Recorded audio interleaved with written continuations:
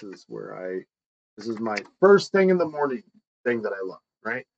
So right now, the market has closed, right? It's after hours right now. There's still trades going on, but the market's closed in general. So on the Benzinga side, I go to the / pre-market, and right now is when everything's actually happening.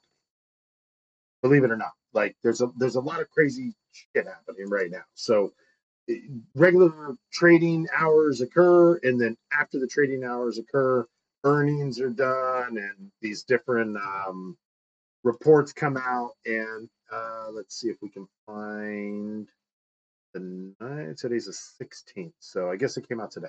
There it is at 5:51 a.m. Goldman Sachs analyst Mahdu Kumar initiates coverage on Iovance Biotherapeutics with a buy rating and announces a price target of $97. Okay, so he's saying that in the next 12 months, this stock is going to go to $97. And right now it's like $30. Okay. Right. So I'm not investing in anything for 12 months. Like that's not likely to be something that I'm going to do unless I have to. Now, there are some things that I'll be investing in for 12 months, but not by choice, but because they dropped and I don't want to take a loss. But that's another story. So, okay. Yesterday, this thing's at 30, right? 35. Today, it's closing out at 33.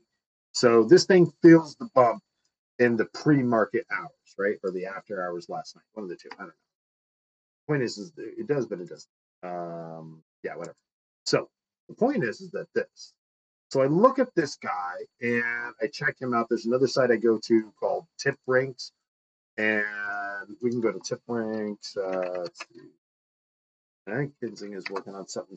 I don't have to do this, but in the meantime, we go here. And what was his name?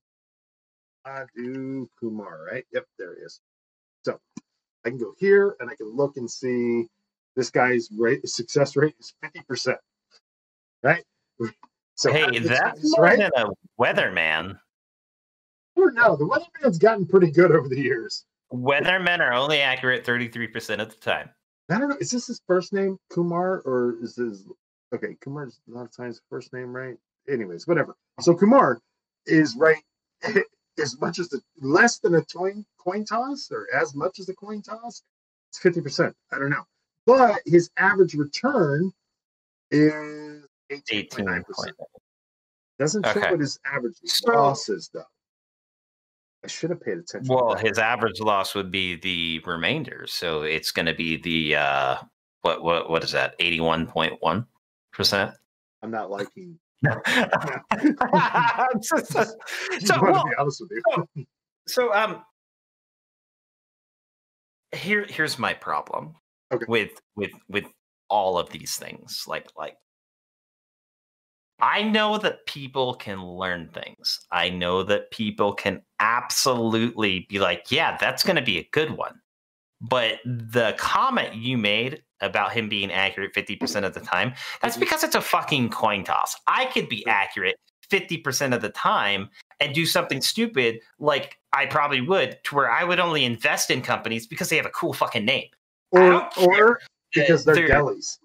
Or yes, because they make bomb sandwiches worth a lot of money. But it's like you bought this because this guy has a decent return rating, and he's right 50% of the time. One of the reasons. One of the reasons. Yep. Probably 60% of the pool as to why you pulled the trigger is because of that guy's. I don't want to say investment, but basically his like word, this is going to be booming in 12 months. Now, so he works at Goldman Sachs too. I don't give a fuck where he works. The dude can work down the street at fucking Walmart. No, then I would have definitely bought it. Like if he was a Walmart grader and he told me to buy a stock, I'd be like, yeah, brother, I'm in. Like, you know what? I can tell you're a retiree. You're doing this for fun. You got a fucking good idea. No, I just, but No, because like the scenario that you're mentioning, it's like you bought it because he said so. Other people bought it because he said so. Henceforth, why you saw a rise with the $3. Like, you didn't see the rise because the company actually had a rise. You saw the rise because there are others like yourself that took his word into consideration and were like, well, shit, I need to get on this now.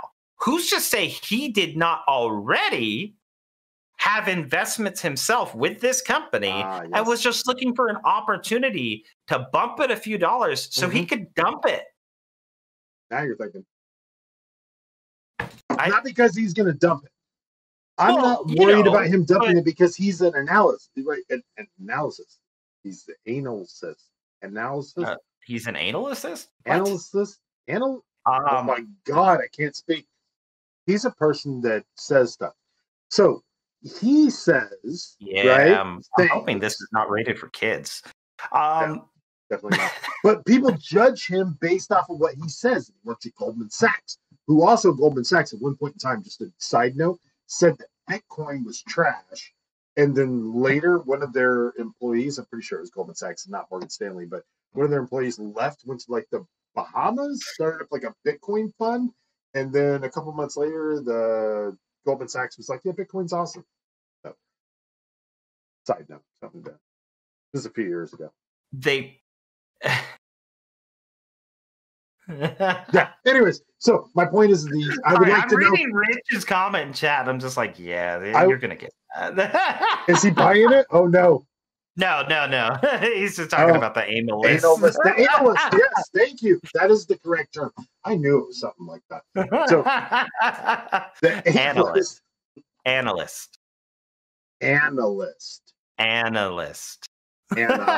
Not analyst, analyst. I'm just trying to follow along here. So not the analyst, but the analyst. Hold on a second. Let me show you the analyst. I'm just trying to figure out how to say it correctly. Look, people in different parts of the country pronounce things differently. Sometimes they pronounce things. Maybe. Yeah. So, anyways, so I look at this guy, this analyst. All right, Kumar, cool. Got it. And he says, with a 50% success rating, that this thing is going to do well. And his returns, when he is correct on average, come out to almost 19%. And then I also look at, it's on my list, right, of already moving. Now you see this one up here, it's 94%. See that? I went through every single one of these things this morning on the gainer side, not the loser side, which I probably should have looked at, but I didn't have time. So on the gainer side, almost all of these always are biotech stocks. I can't stand biotech stocks. Cannot stand them. However, it's the majority. And so I found this one, there it is, at 10% already. Now, if we take a look at it, what percentage that is, but whatever it is, it's not good. I can tell you right now, from whenever I got in, already after the 10%, I am down 1%, almost a little bit less than 1%.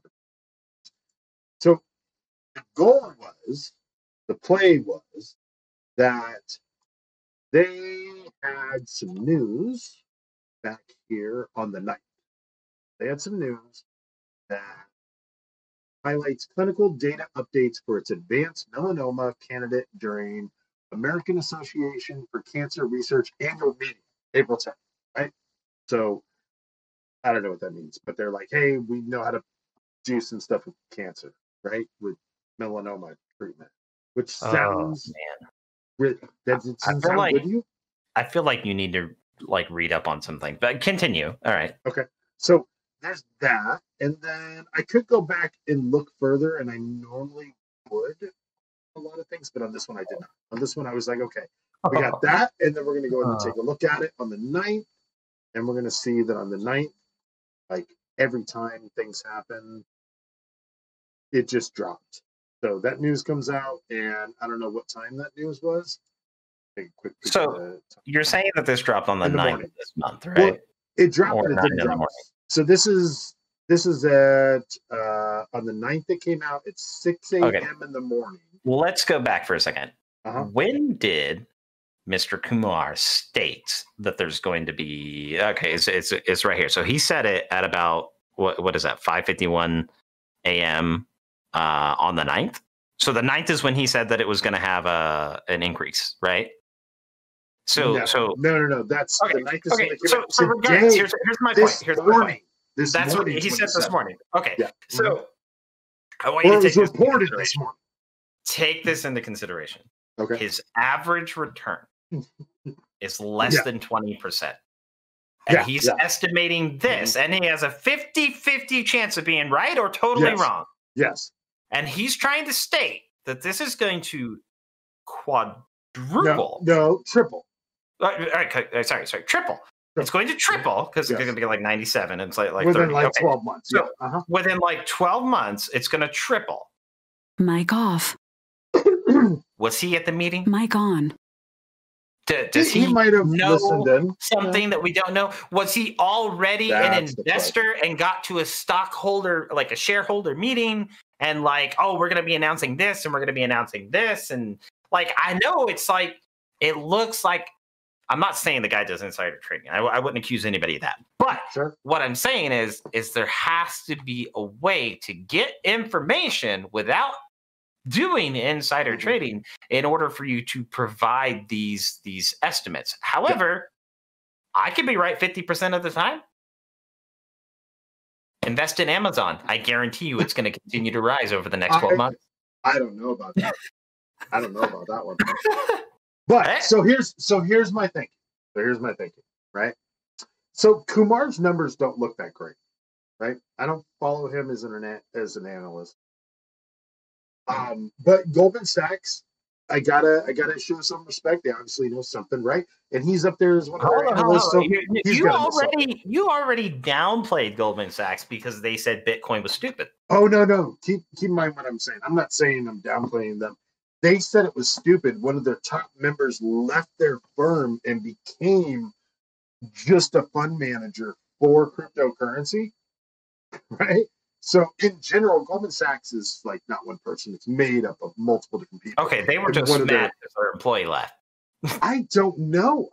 So they said and then he left, and then he was doing well, and then they were like, it's good. So Goldman Sachs, the CEO guy, I'm pretty sure, like goes off once in a while, frequently over the last couple of years with Bitcoin's trash and cryptocurrency's trash. And as the last 2-3 months, he's kind of came out like, this is important. This is the wave of the future, and we got to get in on this. So there's this point where when institutional, like old money dinosaur, like Goldman Sachs, please don't hunt me down with the Delhi people, but just pointing out this kind of, the picture the general public, at least me being the general public, would see, right? Come to me on the day of my article. How dare you come to me and say these things in front of my family, in front of my meatball son.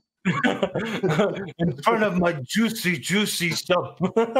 You see I'm eating here and you come to me with this shit. Peter. I have a mouthful already. Yeah.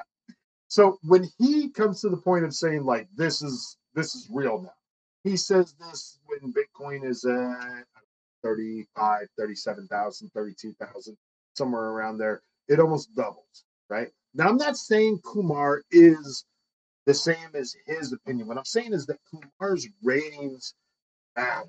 For him to be an analyst, his ratings matter. Right now, his ratings don't look that great, right? Success rate, 50%, average return, 18.9. And so, like you said, does he have some insider information? Well, all analysts have some type of information. And I feel like Kumar needs a big-ass win, right? And so, is this going to be a big-ass win? Maybe, maybe not. I mean, but is it going to be a big-ass loss? Even if it's a win, or even if it's a loss, what's his rating going to go to? Like 52% accurate or 48% accurate? Like, he's not going to lose. Look at this. Look at this. So off of one incorrect.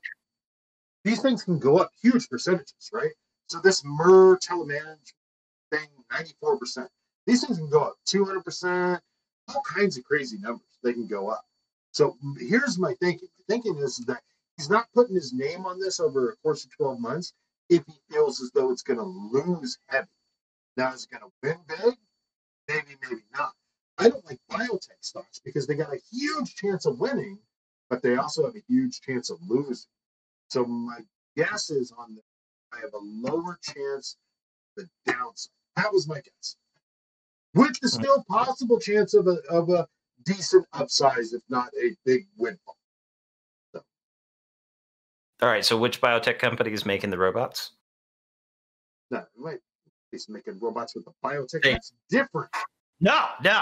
Micro machines, man. Micro machines. Micro machines with the little bit of DNA cells. Well, they do have, okay, so they do have those like genetic robot. Okay.